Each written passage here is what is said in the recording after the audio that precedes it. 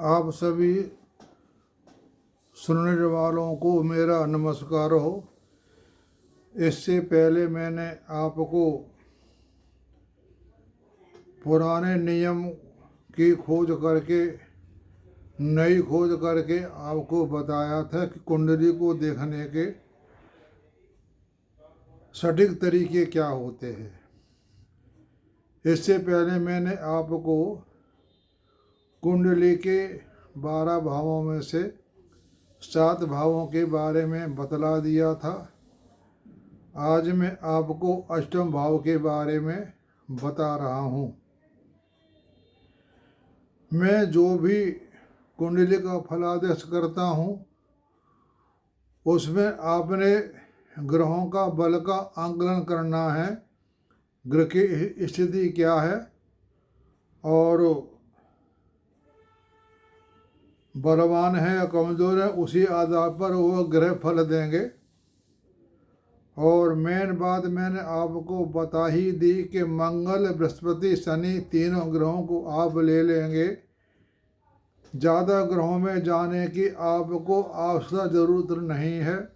ये 3 ग्रह ही आपका कल्याण कर देंगे। इन 3 में से 2 ग्रह भी अच्छे हुए तो भी आपका जीवन अच्छा जाएगा, और एक ग्रह ठीक हुआ तो साधारण जाएगा। 3 ग्रह हुए तो बहुत अच्छा जाएगा। उन ग्रहों में मुख्य रोल आता है पूर्ण परमात्मा अंश। वो पूर्ण परमात्मा अंश होते मैं आपको बात दोहराऊं, राहु, सूर्य, केतु, चंद्र और मंगल। इसमें सबसे ज़्यादा महत्व मंगल को हम देते हैं। अष्टम भाव में जो होता है वो आयु भाव का कारक होता है। इसमें आकस्मिक लाभ होते हैं, अभिमान का समान होता है। यानी अष्टम भाव पे अगर शुभ ग्रहों की दृष्टि है ज़्यादा तो उसको शेयर बाजार में या आकस्मिक लाभ होगा और पैतृक संपत्ति भी उसको प्राप्त होगी। यह अष्टम भाव का फल है। कुंडली का कोई भी घर खराब नहीं होता। अष्टम भाव हर भाव को लगन बढ़ा करके हम 12 भावों के बारे में देख सकते हैं। पत्नी के बारे में देखना है तो सप्तम भाव को, भाइयों को बारे में देखना है तो तृतीय भाव को, भविष्य कारक कर्मों को देखना है तो दसम भाव भविष्य कारक को देखकर ही करेंगे। आपको सारा कुछ पता लग जाएगा। यह सारा आपको कब क्या मिलेगा यह आपको दशाएं बताएंगी। बिगड़ दशा के आप उसका समय नहीं बता सकते कि उसको कब क्या होगा। तो मैं आपको बताने जा रहा हूँ। अष्टम भाव पहले भाव के अनुसार ये सब मैं आपको पाराशरी पद्धति से बता रहा हूँ। और पाराशरी पद्धति की जो मुख्य किताब है वो लघु पाराशरी। लघु पाराशरी का आप जितना अध्ययन करेंगे उतनी ही आपको ज्योतिष में विद्या ज़्यादा प्राप्त होगी। अष्टमी प्रथम भाव में होगा तो जातक का स्वास्थ्य खराब होगा, जख्मों युक्त होगा, ब्राह्मणों का विरोधी, गरीबी, कर्ज, रोग, सरकारी अफसरों द्वारा पीड़ित। यह सिद्धांत मेष तथा तुला लगन पर नहीं होता, क्योंकि मेष तुला लगन वालों जो इसका लगने से उस पर यह लागू नहीं होगा। यहाँ अष्टमेश तथा लगनेश एक ही ग्रह है। इन लगनों में अष्टमेश का भाव का नाश नहीं, अवधु जातक के स्वास्थ्यों में वृद्धि तथा लंबी आयु प्रदान करता है। इसी प्रकार मीन लगन में अष्टमेश शुक्र यदि लगन में उच्चता युक्त हो तो जातक सौम्य धनी लंबी आयु युक्त होगा। द्वितीय भाव में होगा तो आँख दांतों से संबंधित रोग, खाना खाने के लिए पर्याप्त समय नहीं। पाराशर के अनुसार दैहिक सौम्यता से रिक्त कामधन यानी अष्टमेध जो होता है वह जहाँ भी बैठता है भाव की हानि करता है। तृतीय भाव में बैठा हो तो लंबी आयु की दृष्टि में अत्यधिक शुभ है, आयु लंबी होगी। किंतु अष्टमेश की नवम पर दृष्टि पिता के भाग्य का नाश कर सकता है। यानी अष्टमेश की नवम पर दृष्टि, अष्टमेश ग्रह की अगर नवम पर दृष्टि है तो पिता के भाग्य का नाश करता है। ऐसे संबंध युक्त जातक के पिता को विरोध भाइयों की कठिनाई पर मानसिक तनाव रहता है।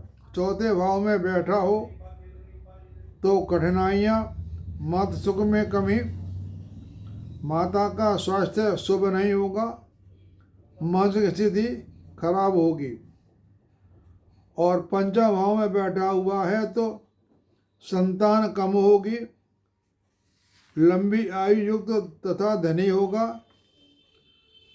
और छठे भाव में बैठा है तो स्थिति शत्रुओं पर विजय प्राप्ति का सूचक है।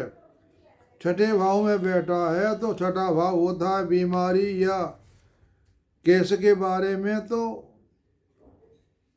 उसको शत्रु पर विजय प्राप्त होगी। यानी अष्टमेश का छठे भाव में बैठना ठीक है। सप्तम भाव में बैठा हो तो व्यापार में हानि, स्त्रियों का आश्रय स्पष्ट नहीं है। आधुनिक काल में यह प्रथम भार्या की मृत्यु पर्यंत अथवा संबंध विच्छेद के बाद दूसरी भार्या का सूचक हो सकता है। यानी अष्टमेश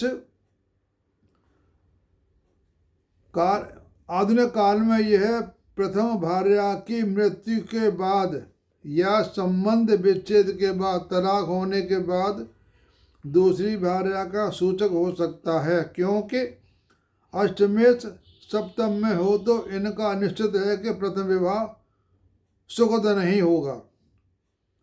अष्टमेश सप्तम भाव में है तो उसका विवाह सुखद नहीं होगा। अष्टम भाव में हो तो आयु क्षीण, निंदा का पात्र और निंदा करने वाला होगा। नवम भाव में होगा तो जातक अपने धर्म का निंदक, अपने धर्म को नहीं मानेगा। दसवें भाव में होगा तो आशीर्वाद या कर्मों की कमी, कहानी सुनने वाला तथा जीविका से रिक्त होगा। मैं जीविका, इसका काम धाम सही नहीं चलेगा। एकादश भाव में होगा तो गरीब होगा क्योंकि वह भाव की हानि करेगा। जवान अवस्था में दयनीय, अंतिम जीवन में खुशहाल, बुढ़ापे में खुशहाल होगा। और 12वें भाव में अष्टमेश द्वादश में हो तो जातक धन, दुष्ट कार्यों तथा कुकर्मों में व्यय करेगा। यह इसका फल होता है। अष्टम भाव में अगर सूर्य बैठा हो तो आत्मा के लिए शुभ नहीं है। और खाने तथा व्यापार के बिना फिजूल घूमना, बड़ों से प्राप्त विरासत। और चंद्रमा होगा तो गंभीर रोग, बड़े शत्रुओं द्वारा भय, राजा और अशुभ राशि में अल्प आयु। और मंगल बैठा होगा तो यह स्थिति शुभ नहीं है। अवसर जिनकी कुंडली में मंगल अष्टम में स्थित हो, भ्रष्टाचार से लिप्त होते हुए भी पकड़े नहीं जाते। स्त्रियों की कुंडली में यह पति मृत्यु का सूचक होता है।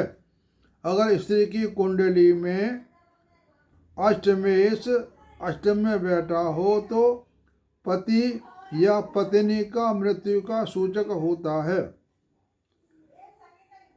और बुध बैठा हो तो धन तथा प्रसिद्धिदायक होता है। और बृहस्पति बैठा हो तो तो अच्छा योग नहीं है। शुक्र बैठा हो तो यह भी स्थिति अच्छी नहीं मानी जाती। शनि बैठा हो तो प्राकृतिक अशुभ ग्रह के रूप में अष्टम में शुभ नहीं। दशम पर इसका प्रभाव व्यवसायिक दृष्टि से शुभ नहीं होंगे। राहु बैठा हो तो यह अष्टम में अवसरों के मध्य अप्रसिद्ध सरकार द्वारा धन लाभ तथा हानि, विदेश यात्रा।